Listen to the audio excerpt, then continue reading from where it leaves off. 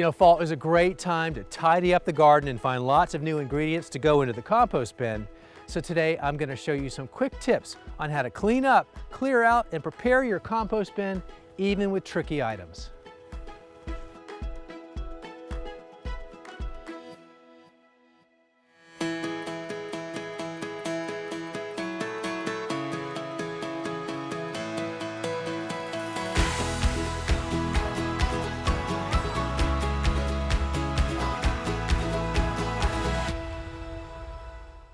For gardeners, the sign of tomato plants and peppers yielding to the first frost of the season is a sure sign that winter's on the way, and that frost hit us just the other night.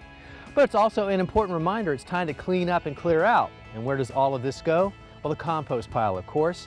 Now, although it doesn't look that great, it's a great addition of organic matter.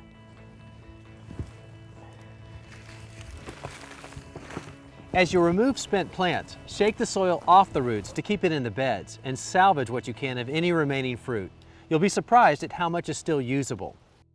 Now, on the subject of composting, it's always a good time for that, but fall is particularly a good time. The reason being, so much is coming in from the garden and around the landscape. But in addition to thinking about what you're bringing to the compost, you also need to think about what you don't bring here. The main reason for that is there are diseases on certain plants that will not die in the composting process because in a lot of home processing systems, it doesn't get hot enough to kill the pathogens. And the last thing you want to do is next spring or summer, taking that finished compost and putting back into your garden, only to find out that it has those same diseases in it. So better to play it safe. 3 things that you can do. You can remove it from your property, so throw it away and it goes away. Number 2, you could burn it. Or number 3, you can do what I do, and it's to cook it. Cooking involves heating to extreme temperatures for several months to ensure that the heat kills any potential diseases. And if you've ever wondered what to do with those plastic bags that hold your mulch or soil or grass seed, well, these are your ovens. And I like making the most of reusing what you already have.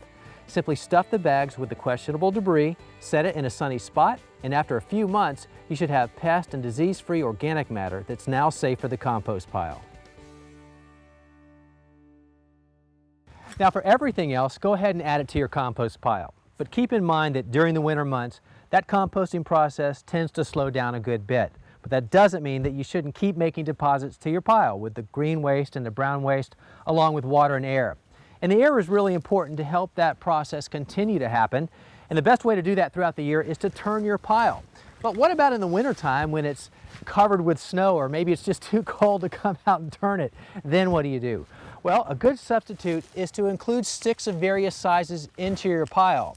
Now that's good because it creates these pockets where that air and that water can get to, so even as the softer green things are breaking down, the sticks are still there because they break down a lot more slowly. But that's good. And in the springtime, you can come back out here and you can pull these sticks out, or you can continue to let them break down naturally, which they certainly will.